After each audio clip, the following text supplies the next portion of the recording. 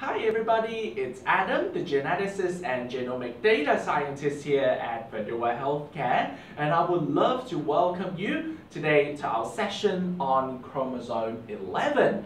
And so what we're going to talk about today is quite a variety of diseases because chromosome 11 is not exactly a simple one. So as you can see in the title, chromosome 11 and the heart's electrical recharge system. Wow.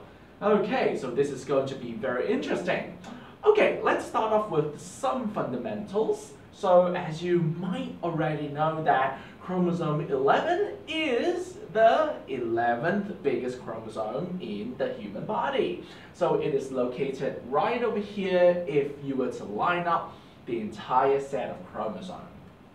Okay, so it makes up around 4% of our total DNA, okay, just more or less like chromosome 10. Okay, so let me remind you a bit to start off with. What's the difference between a chromosome and a gene? In fact, put it in simple words, DNA and a gene is chromosome. In fact, they are the same thing. It's just the difference between one string or a ball of strings, okay? So if the DNA and the genes are packed together into a neat and tidy package, it is the chromosome. And chromosomes are located within the nucleus, which is the command center of the cell. Okay, so if we were to dissect the chromosome further, from the chromosome goes to the gene, meaning the DNA. We look closer together, we can see something called the DNA coding. Okay, DNA coding meaning the nucleotides. Okay, this is the fancy word, and there are only 4 kinds of nucleotides: G, C, A, and T. All right, okay. So this chromosome over here, chromosome 11, has over 135 million DNAs. Okay, that's quite a lot still. Alright, and so today we are going to talk about these diseases. There are quite a number of them, 6 in total. Alright, so let's get started straight away. Okay, so before that, let me just remind you one final thing before we get straight into the diseases. There are 2 kinds of genetic disease. One is a single gene disorder, meaning to say that, only one of these DNA codes has to go haywire or out of order in order to cause the disease. But chromosomal abnormality, meaning to say that, on the surface of it, you can have a look at the chromosome itself, you can see pretty much a large chunk has been either missing or duplicated unnecessarily. So yeah, these are the 2 levels of genetic disease. Okay, the first disease itself is already quite hard to pronounce. Let me see if I can pronounce this correctly. Telangiectasia. Okay, so if I have pronounced it wrongly, please do let me know. Alright, so let's just, for goodness sake, put it in the short form AT disease. Alright, so this is an autosomal recessive syndrome. Okay, what is autosomal recessive? Does anybody remember? Okay, so meaning to say that when humans, we have got pairs of chromosomes, right? We need to have 23 pairs of the chromosomes. But for autosomal recessive, you need to have one complete pair of chromosomes going wrong in order to have this kind of disease. Alright, unlike autosomal dominant, whereby you only need to have one chromosome going haywire and you will be getting this disease. Anyway, so this AT disease is a complex multi-system disorder but it mainly affects the nervous system, the immune system, and obviously many others as well. So if we were to have a look at this, it affects pretty much the eye. Okay, it's a neurodegenerative kind of disease. Immune defects, meaning to say that sometimes there is some autoimmune effects, going haywire. It does cause a variety of cancer. It is very radiosensitive, meaning to say that this particular child, they cannot go into X-ray. Otherwise, their genes will mutate further. All right? And sterility, meaning to say that they will never be able to have babies because of these reproductive system going really wrong. All right, so that is pretty much what happens with this AT disease. It's a horrible and nasty one. Okay, right. So the second one I'm going to talk about is the best disease. Well, anyway, I really don't agree with the name because I don't think any genetic disease is the best, okay? But anyway, best is, the person's name, the person who discovered this disease. All right, so anyway, okay, so this is related to the sight, somebody's eyesight, whereby this person will face gradual loss of sight, okay, starting in their teenage years. But you see, this particular disease is autosomal dominant, meaning to say that, okay, within the chromosome, you only need to have one of it instead of being a pair, unlike the autosomal recessive kind of diseases. This is autosomal dominant, whereby only one chromosome contains the VND2 gene, which is, of course, located in chromosome 11. Okay, it is sufficient enough to actually cause this to happen. Okay, so it's very nasty disease as well. Loss of vision is really not good. Anyway, so why are they losing their visions? Okay, because individuals with Best disease, starting from teenage years, in the retina, which is a very vital part of receiving images from the outside world, there will be a fat-like material about just more or less like the egg yolk, okay? It will build up, okay? And retina, because it is responsible central vision, when you do have an egg yolk-like kind of fat structure in front of it, obviously you cannot see anything. Right. Harvey-Raz oncogene. So, okay, let's dissect this. Harvey-Raz, okay, is the scientist's name, the one who discovered this. Oncogene is a cancer gene, all right? When you hear the word onco, it means cancer gene, all right? So this cancer gene is actually located in the upper part of the chromosome 11. So when this kind of gene, okay, put it in short, it's called HRAS, H-R-A-S gene, whereby when it gets mutated, it will cause cancer cell to actually occur in the body. All right, so some of these cancers that this HRAS gene can cause is the Costello syndrome, sometimes the epidermal nervous, the bladder cancer can happen, the head and neck squamous cell carcinoma. Now, carcinoma is just another fancy word for a certain kind of tumor, okay, which is of course cancerous, and many others as well. Okay, so that's about cancer. And now we are looking into something called the long QT syndrome. So now this resembles the title of this talk, the heart's electrical recharge system. All right, so this long QT syndrome is a heart rhythmic disorder caused by the abnormalities in the heart's electrical recharging system. But you see, the heart structure is normal. So if you do any other kind of like checks, for example, CT or MRI, it's not easy to detect this. So the only way to detect this is by ECG, okay? So because there is actually a delay in pumping the blood, so as you can see, there is a longer interval in this ECG graph, okay? Anyway, so there are actually two kinds of long QT syndrome. One is called the Romano-Ward syndrome, which is the autosomal dominant form. Now, what is autosomal dominant again? You should be able to answer that.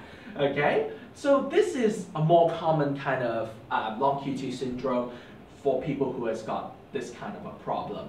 Okay, so when one parent has this kind of a gene, it is sufficient enough to pass it on to the baby, and when the baby gets this kind of a gene, just only one copy of the mutated gene that is suffice to cause the long QT syndrome.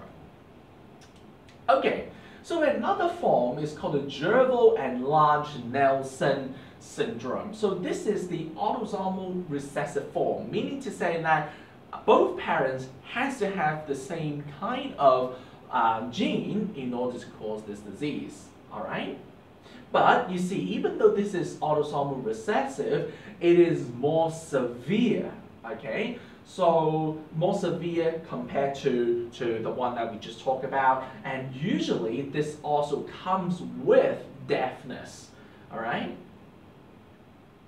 Okay. So as you can see, the name is actually quite long. So next disease we're going to talk about is the multiple endocrine neoplasia type 1. And also known as the Werner syndrome, or if you want to put this in short form, it's called the MEN or MEN1 syndrome. Okay, so it is a very rare disorder that mainly affects the endocrine system, whereby it causes the tumor in the endocrine glands and some parts of the intestine and the stomach to actually occur. Okay, so usually they will cause the parathyroid, the pancreas, and the pituitary gland to grow some tumors. And when they release excessive hormones, it's going to cause a variety of problems. But usually these so-called tumors, they are benign. Benign meaning to say they are non-cancerous, okay? All right, so the pituitary gland is in the brain, by the way. Okay, so when this excessive hormones get released, what is going to happen? What are the vital signs? Let's have a look at this. So it includes tiredness, okay, when excessive hormones when they are secreted unnecessarily, it's going to cause tiredness, bone pain, broken bones or brittle bones sometimes, kidney stones, and ulcers in the small intestine or the stomach. But you see, these are very poor kids. MEN1, it cannot be cured, okay, so they're just going to have to live with it. Alright, so the last disease we're going to talk about, and also the longest one, by the way, is called the Jacobson Syndrome, okay, also known as the 11q terminal deletion disorder. Okay, so the most obvious sign of these children includes developmental delay, or meaning to say mental disability, and including the slow development of speech and motor skill, especially sitting, standing, and walking. So you will be able to see it almost immediately when the baby tries to walk. So some of them, they have cognitive impairment and learning difficulties. Behavioral problems is also common, sometimes including impulsive behaviors such as shredding papers when they are young, okay? And sometimes they are easily distracted and having shorter attention span. So that is why when the kids have Jacobson syndrome, they will, or majority of them, they will also have attention deficit hyperactive disorder known as ADHD. Okay, but friends, mind you, ADHD is just one symptom, okay? So it doesn't mean that when this kid has ADHD, he will definitely have Jacobson syndrome. No, it doesn't work that way. Whereas on the other hand, majority of Jacobson syndrome kids, they will have ADHD. So in fact, ADHD and Jacobson syndrome, they are two separate things, okay? So Jacobson syndrome is also associated with a very broad spectrum of autism disorder, especially with communication and social skills. Okay, and also they will have a very distinctive facial feature. So the most obvious one would be wide eyes. Okay, the eyes are wider than normal kids. Okay, with droopy eyelids. Skin folds covering the inner corner of the eyes, and then a broad nasal bridge over here. The nasal bridge is very broad and hence the eyes are wider. Okay, downturned corners of the mouth and a thin upper lip, and also a small lower jaw. Okay, so these are pretty much the distinctive features on the face, but sometimes Jacobson syndrome kids, they will also have a large head, okay? So a skull with an abnormality called the trigonocephaly, which gives the forehead a bit of a pointed appearance. And also, one of the symptoms it can cause is blood problem, because 90% of the kids with Jacobson syndrome, they have a bleeding disorder called the Fertility Syndrome, okay? So this actually causes a lifelong abnormal bleeding and easy bruising kind of symptom, whereby this particular syndrome is a disorder of the platelets, and the platelets, as you might know already, is essential for actually sealing the wound, okay, known as the blood clotting effect. All right. So this is what happens when the kids get Jacobson syndrome, and it is only because this 11q terminal part, which is the lower end of the arm, there is something missing in it. Okay, so it's also known as the single gene disorder. So as you can see, in summary of these diseases, okay, all of these diseases are, in fact, today, single gene disorders, okay, single nucleotide disorder, okay. So unlike previous talk in chromosome 10, sometimes there are chromosome disorder, whereby a large chunk of chromosome has been missing or has been duplicated unnecessarily. But most common diseases in the chromosome 11, they are single nucleotide disorders. So anyway, how do we cure these diseases? So like I mentioned just now, some diseases, they cannot be cured, they cannot even be controlled by medicine. But in general, are we safe to say that, okay, the kids with genetic diseases, they are definitely not curable or they can't even control it? I couldn't say so, but there are a few kind of like conceptual treatment to it. For example, if you have the mutated gene and if you want to try and cure it from that point of view, you can have either a gene transplantation or gene therapy. But once again, friends, this is more like a sci-fi movie fantasy rather than a practical solution. So, okay, genes, they make protein. So that's the level of how biology works. So if you want to start from mutated protein, if you want to cure the disease from this point of view, you can have a protein replacement therapy. But once again, this is not much different in terms of fantasyness compared to gene transplantation or gene therapy. All right. So sometimes when there's something wrong with the protein, it actually causes metabolic dysfunction. So like a few diseases we just talked about, it is one of the symptoms. So we are increasingly getting to a more superficial kind of a treatment. You can have, for this level, you can have disease-specific compensation, such as diet modification. Sometimes certain pharmacological agents can actually help correct inborn errors of metabolism. All right, so there's more hope in this kind of a treatment. For organ malformations or clinical features problems, we can have either surgical intervention, health monitoring and surveillance, such as the long QT syndrome, patient education, meaning to say that how they should live their lives in order to avoid this problem coming out. Support groups, for example, like Down syndrome kids, they need support group. Okay, so all of these are getting more superficial, as you can see. However, let's come to a more practical solution. This is something we can definitely do. Family and society level, genetic counseling, genetic testing. So, I mean, everyone, there is a chance of having some kind of genetic error, as later on I will show you. So, newborn and carrier screening is definitely one of the trends right now, because we can see that all these levels of cure, so-called cure, is in the developmental stage. Okay, let's just put it that way. Okay. So, okay, we can avoid, like I mentioned just now, avoid genetic abnormality to go into the next generation by doing genetic testing. So at Verdure Healthcare, we have got something called the pre-pregnancy DNA screening.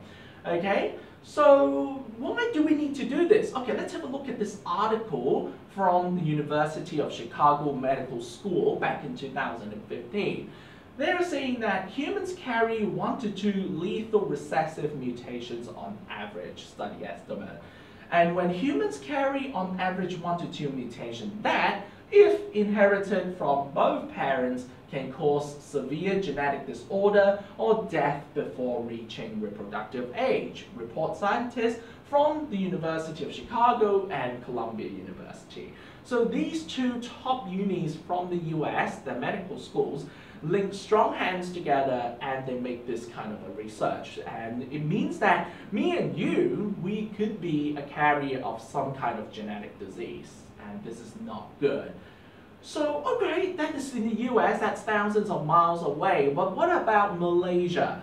Let's talk about our situation. And honestly, we are not exactly in a better situation because from the University Malaya Specialist Center, they have made a research, okay, an article that even I, as a geneticist, got shocked. Why? What did they say?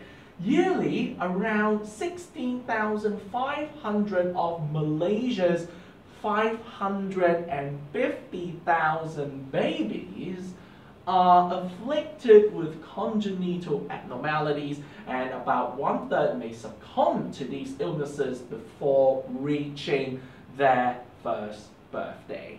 Okay, let me put that in the human language. Every year, there's around 500,000 babies being born in Malaysia, okay, regardless of ethnicity. But within these 500,000 babies, 16,500 of them have some kind of genetic diseases, okay, that they are born with. So if you do some very simple math, okay, if you fraction that out, that will mean every 1 in 30 babies having genetic diseases when they're born. And about 1/3 of these babies, these poor kids, they will die before their first birthday. That's what this is all about. Okay? So why not we can avoid that before we actually plan for pregnancy, but before you actually get pregnant. Okay?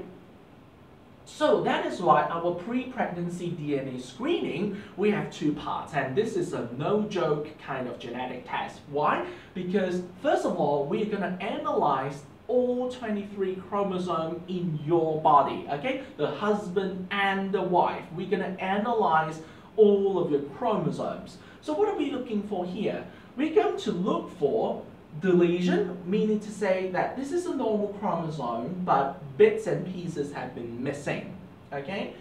Duplication means that, okay, this is the normal chromosome, but within it there are some parts being duplicated unnecessarily. Now, friends, once again, you cannot have more or less genetic materials, okay? Okay, so that's the most important concept you need to remember for genetic diseases. Inversion, meaning to say that there is no increase or decrease of genetic material, but it is just that the location within the same chromosome has been flipped around. So for example, this is point A and this is point B. After inversion, point B becomes point B becomes here and point A is here. Alright, that's what inversion is all about. Substitution. Okay, this is a bit scary. Anyway, so for example, okay, this is just an example, chromosome 4 and chromosome 20. Okay, so something from chromosome 4 actually goes to chromosome 20. Okay, and then translocation, let's just use the same example again, chromosome 4 and chromosome 20, but something from chromosome 4 goes to chromosome 20, and in return, chromosome 20 gives something to chromosome 4, just like giving out presents. Okay, so these 1, 2, and 3, inversion, substitution, and translocation, it's not going to cause you the disease, all right? Because as I mentioned just now, when you have 100% genetic material, you are going to be fine. There's nothing going to happen to you, all right? But when you actually inherit something from, for example, chromosome 20 after they have received something from chromosome 4, and when you inherit that to the baby, then the baby will have extra pieces of chromosome 4 genetic material. Alright? And in that case, the baby will have obvious signs of abnormality. Okay? So anyway, this is a very complicated kind of explanation. So if you want to know further more about it, I will be more than happy to explain those to you personally. So if you are planning for pregnancy, please do contact us so that we can offer you a full-on genetic counseling session. Anyway, so for part 2, we will be checking for 420 kinds of single nucleotide, meaning to say single DNA code genetic disorder that are most common in Asia. So what are the examples? Thalassemia, and all of the diseases we just talked about in this presentation just now. So if you want to, you can rewind and have a look at those again. And pretty much, you know, quite a number that I don't even remember, okay? So how do we run through it? It is a very complicated process. Now you don't have to stress about this graph. It's just a graph I want to demonstrate how a genetic screening technology called the next generation sequencing actually works to capture the DNA. So when we take the blood from you, okay, you and your spouse, so we're going to separate the genes from the rest of the blood sample. And when we do that, we are going to run through a very specialized machine to capture whether or not do you have certain diseases that is carried on you. Okay? So for example, thalassemia, yes or no? Do you carry that disease? If you do have it, okay, we are going to look at what's wrong with it. All right? What genes has it been changed to? So this is the sample report, okay? So this lady over here actually carried 3 kinds of diseases: beta thalassemia, Smith-Lemli-Opitz, and Wilson's disease. All right, all of these are horrible diseases. Beta thalassemia is located in chromosome 11, actually. And anyway, so what happens is that this has gone from a C to a T. Just one code is sufficed for this lady to carry this disease. And if her husband is also carrying beta thalassemia, then there is a 25% chance of this baby getting the disease. Okay, so that is why the pre-pregnancy DNA screening, the genetic counseling part is the most important. And now friends, honestly, let me tell you honestly, even though that there's quite a number of genetic information I'm giving to you today through the session, but it is still not a proper genetic counseling session. So if you want to actually come and know more about our pre-pregnancy DNA screening, I personally would have to tell you more details regarding this, okay? So this section is called the pre-testing counseling. So after the test, I'm going to do the post-test counseling or the report analysis, whereby I will tell you if, let's say, dad is a carrier of a certain disease, and mom is also a carrier of the same disease, we're going to analyze what's the chance of the baby getting the disease and being affected. All right? So if, let's say, mom and dad is also the carrier of, for example, Wilson's disease, which affects the liver, there is a 25% chance of the baby getting the disease. Okay, so that is why the genetic counselor or the geneticist offering the test is very important in this whole event, because the genetic counselor or the geneticist has to also offer the fertility solution. Alright, so for example, myself, I am actually certified by the Royal College of Surgeons of England with a postgraduate certificate in surgery. So I am originally certified as an instructor of surgery. However, though, I am being trained as a geneticist because I've received further training from Stanford Medical School with their Stanford Genetics and Genomics Certificate. And since we're following the US system, the US is getting even more strict, because even though if you are certified, by one of the well-known institutions, you still have to be further qualified in order to offer anyone any kind of genetic test. So from the Harvard Medical School, I've received a certification, especially for genetic testing and their sequencing technologies. So sequencing technologies the result is a bunch of genomic data. And if you want to compile that to something useful and produce a meaningful report to explain to you, then you have to be further qualified as a genomic data scientist. So I'm certified this way by the Johns Hopkins University, the second best medical school in the US. Alright, so I'm not sure if you have heard of something called the commercial DNA test, whereby, for example, like Circle DNA, 23andMe, all you gotta do is just to go to the website, order one of those genetic tests, they will send the kit to you, so you gotta swab your saliva, put this into the tube and send it back to the HQ, so that after a certain amount of time, you will get the report on your app. So these kind of genetic tests, right, they are not clinical. Of course, they are very good for knowing yourself. For example, what kind of exercise should you do in order to thin down? What kind of food should you eat so that you get energized, so that you can get pretty? So it is for wellness. However, what's the difference between a wellness genetic test and a clinical genetic test? The most obvious difference is, okay, if let's say there's something wrong with the report, is it going to cause a disastrous result? Okay, so for wellness genetic tests, no. Okay, for example, if you, according to your genetic profile, you're suitable to eat orange, but the report is telling you to eat apples, is that going to cause anything serious? Probably not. But for our pre-pregnancy DNA screening, it is clinical. Why? Because there will be a fertility solution following the report, which I'm going to go into detail later on. So that is why we insist on taking the blood sample instead of saliva, because the things that you eat into your mouth, depending on what you eat, for example, curry, for example, other kind of food that can actually destroy DNA pieces in your mouth. So we insist on taking the blood, and we insist on taking the blood samples to the lab on the same day. So that is why, okay? So, after you've done the testing, now here is the thing that you need to pay attention to. Okay, so after all, your goal is to get pregnant or to conceive.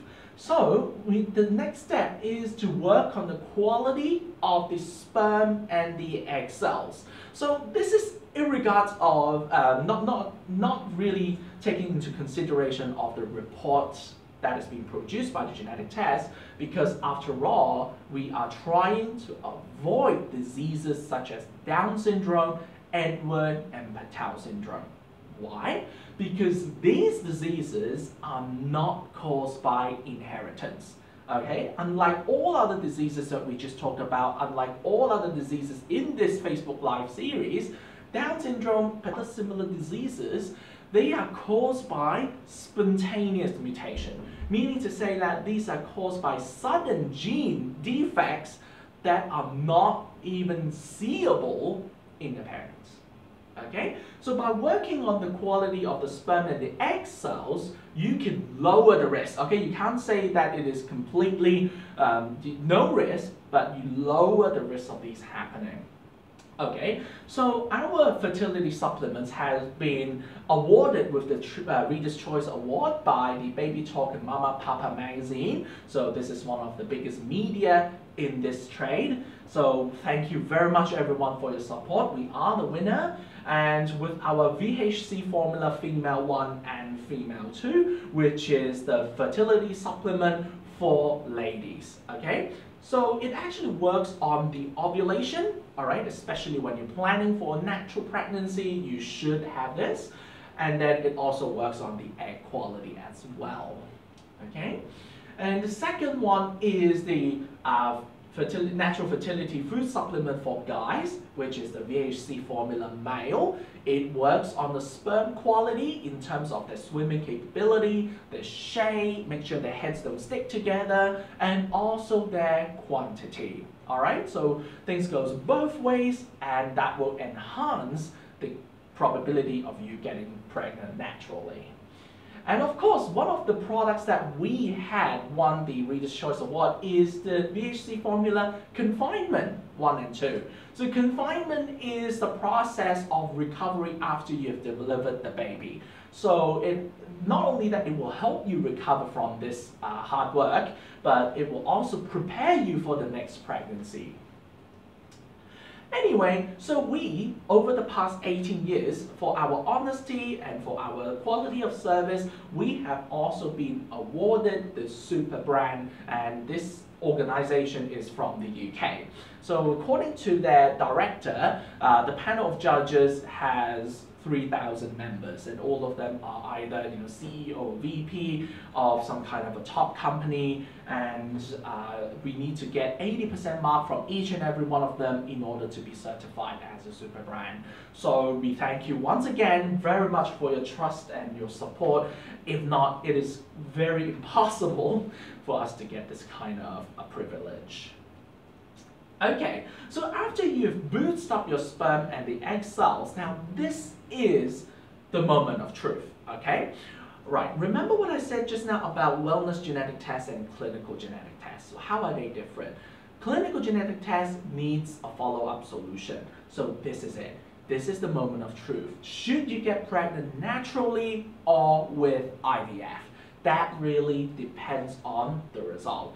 So if, let's say, you don't have any mutations at all, meaning to say that you and your spouse is not carrying any kind of genetic disease, well, I should say congratulations, okay? Then you can get pregnant naturally. And there's also a shortcut to help you get pregnant naturally, if that's what you will be asking. We have something called the Home Artificial Insemination, IUI, whereby all you need to do is just to follow 3 steps and do the IUI in your house. Okay, and furthermore, it is only 1/50th price of a normal IVF. So anyway, the first step is to grasp your menstrual cycle, because you need to have, okay, a table, a body temperature table like this in order to see when are you having a temperature bump. Because at this particular time, when the lady ovulates, okay, she will release a hormone called the luteinizing hormone, or the LH, whereby this process will cause the body temperature to increase by just a few Fahrenheit, okay? So every morning when you put the thermometer into your mouth and you measure your basal body temperature, when there is a bump like this, it means that you are ovulating, okay? So you track this for 1 or 2 months, a couple of months, you are getting your menstrual cycle already, okay, you know when you're ovulating. So the next step is to confirm the ovulation. So we have this called the Sure-Step LH ovulation test kit that we have brought in from the United Kingdom. It is extremely high in quality and also accurate. And then all you need to do is just to test whether or not you are ovulating. Of course, 2 lines, it means you're positive. Okay. So the third step, when you've confirmed ovulation, all you need to do is just to use our Toolkit, okay, Toolkit, all right, which is the artificial insemination package. So it includes a couple of things. Okay, the process of using it is extremely simple. Assemble the hose, okay, all right. The hose is a very soft tube, all right, and then you use the syringe, just like the transparent part of the needle, except there's no needle, it's just a syringe. And on the day, you ask your partner to produce a sperm sample. You take the sperm sample using the syringe, okay, you connect that with the hose, and the other end of the hose there is a blue component, which is the main component of transporting the sperm directly into the uterus, okay? So if you inject that, just like this process, and it is helping the sperms to run a shortcut. So this is especially suitable for people with, for example, abnormal shaped sperms, or poor motility, poor swimming capability, and even low sperm count, okay? Because majority of the sperm will be dead during the swimming process. And for ladies with high amounts of antibodies that will kill sperm cells as well, or suffering from recurrent genital infection, which cause antibodies to occur, and pain during the intercourse, if that is why you have not been, having a normal intercourse, this particular method will be suitable for you. All right, but okay, how about if you do have certain kinds of mutation?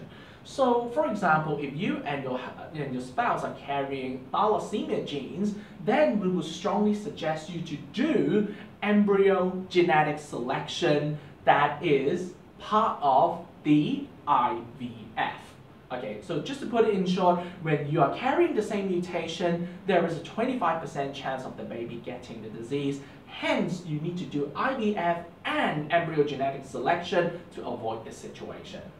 Okay, so within the IVF, when the sperms and the egg cells are being combined, they would go to the lab. And when they go to the lab, after 5 days of culturing, okay, they will freeze it up before your next menstrual cycle, where all the womb lining has been prepared well for a pregnancy. Okay, but between that, there is a choice of you either going straight away to freezing or doing the embryo genetic selection, also known as the PGS and PGD. Okay, pre-implantation genetic screening, pre-implantation genetic diagnosis. They are two different technologies. So it is quite complicated to talk over here through the FB Live, but anyway, it means that, okay, when this is the embryo, the needle will be poked into the embryo to take a set amount of cells in the embryo to go for genetic selection. So, for example, if there are 10 embryos being made, sometimes only 2 of them made it through this process. So obviously, we hope by increasing the quality of the sperm and the egg cells, it can actually produce more and better grade embryos so that there's a more chance of selecting a healthy baby.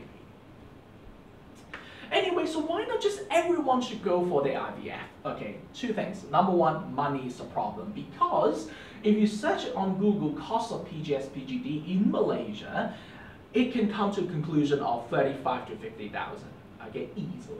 All right, so that is one thing. Number 2, it is the chance of failure. So as you can tell already just now, the needle poking inside the embryo, there is a chance of the baby not being able to recover from that injury. Okay, so that is why PGS PGD within IVF is the last resort.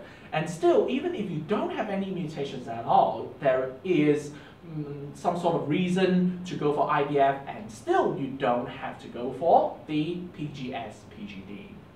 Okay, so anyway, Verdure Healthcare is working with a variety of partners, and for IVF centers, we do have Alpha Fertility, TNC, Sunway, Thompson, and for genetic testing lab, we have 2. One is the genomics lab, the other one is the DNA lab, and for general health screening, we work with BP and PathLab nationally. And also for the ultrasound, we have the Sonovision, and the other blood and hormone testing partner we have is the Gerbils. Okay, anyway, so now we have come to the conclusion of this talk today. So I hope that you remember one thing: your genes determine your baby's lifetime health. Once again, genetic diseases cannot be cured fully. Alright, so that is why we have to work on the prevention. With that, I hope you've enjoyed this talk. This video will be posted to YouTube, and I hope that you can subscribe to our channel, give us a like to support us, and share this video with your friends and family, the ones who are planning to get pregnant. Thank you very much, and next time I will answer some questions with NIPT, okay, the non-invasive prenatal test. Until then, bye for now. See you next time.